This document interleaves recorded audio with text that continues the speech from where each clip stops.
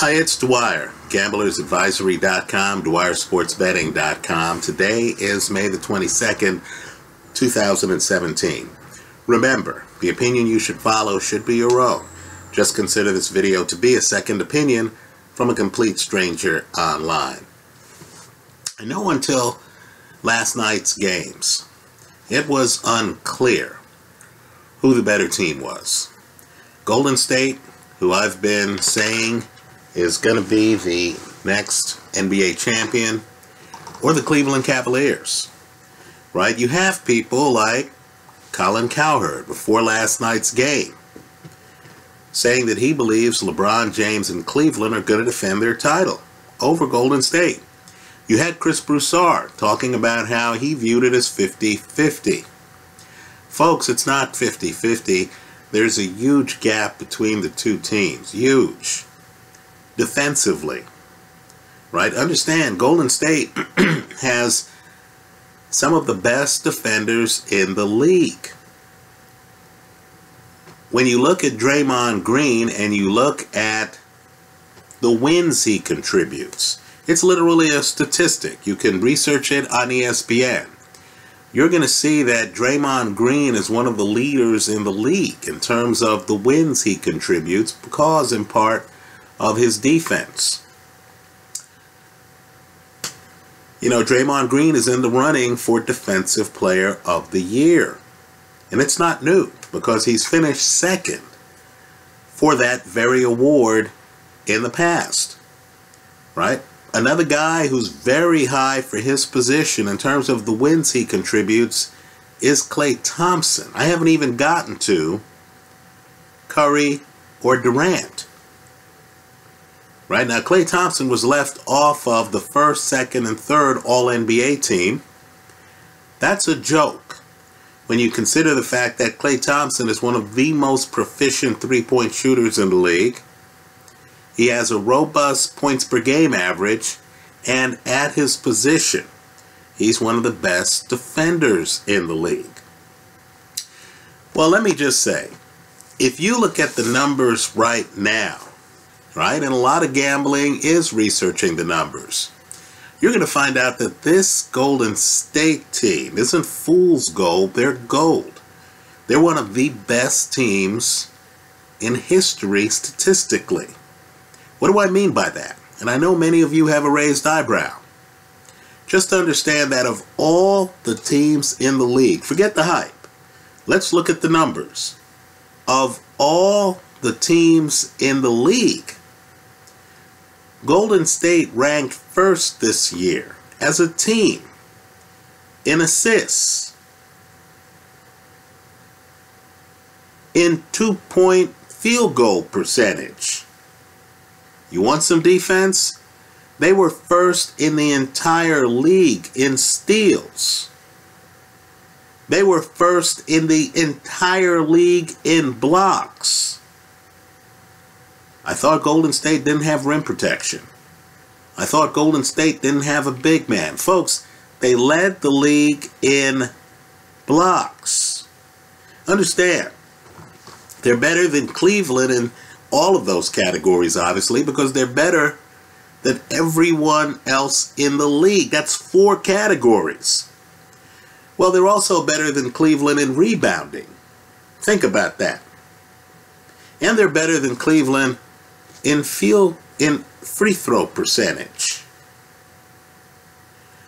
So you add it all up. You know, Cleveland has some guys who need to be protected defensively. Kyrie Irving is a below average defender. Kyle Korver is a below average defender. Channing Frye is a below average defender. Now, I know some will say, hey, some of these guys are coming off the bench.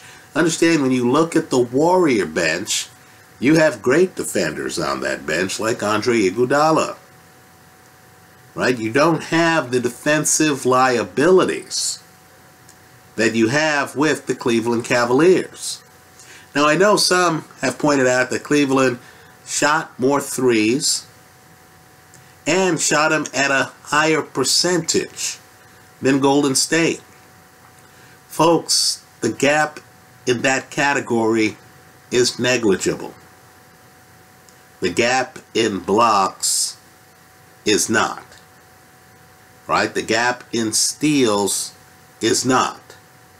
The gap in assists is not.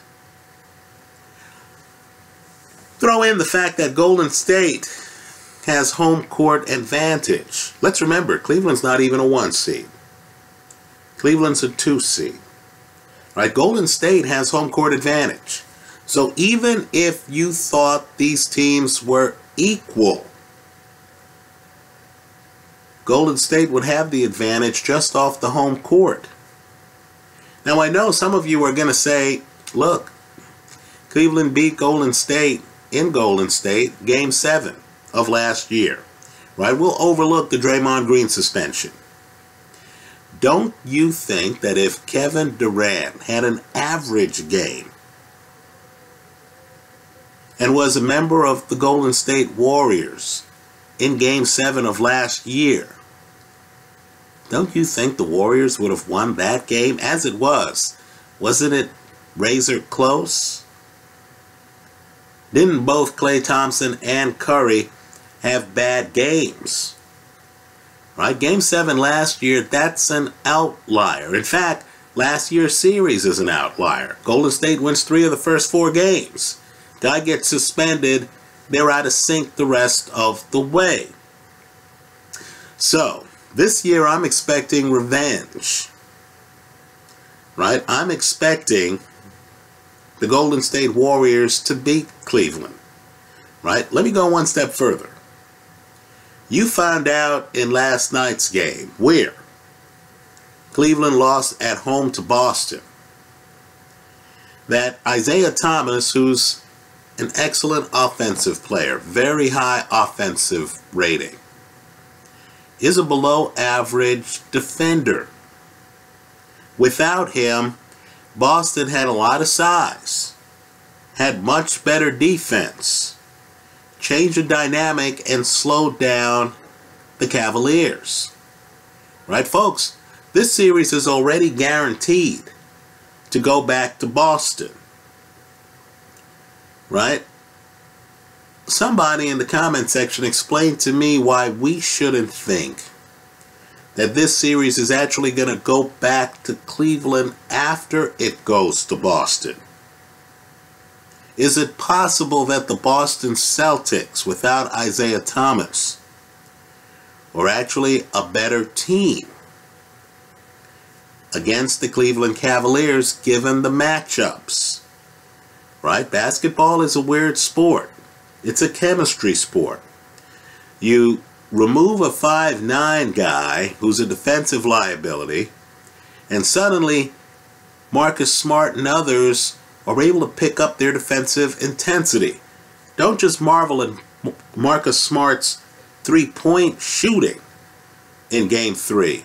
Marvel at his defense. Right? Let me also add, too, since the Celtics had the first pick in the draft, I know people are talking about Markelle Fultz and stuff like that. The kid out of Kentucky, De'Aaron Fox, or whatever his name is. Right? I got to tell you that if Boston replaces Isaiah Thomas with UCLA's Lonzo Ball, right? A point guard, Ball's a 1. Don't look at the height, look at the game. A point guard with court vision and creativity. And if Boston spends some money and picks up Gordon Hayward, I'm just telling you that Cleveland's run as the Eastern Conference champion might well come to an end next year. Anyway, that's how I see it. I know there are many of you who disagree. I know there are many of you who have the same reasoning Colin Cowherd has. Tell us why you disagree. Tell us why you feel that the Cavaliers are going to beat the Golden State Warriors. Right? I quite frankly don't see that series making it to Game 6. Let me know your thoughts. I hope you leave them in the comment section to this video.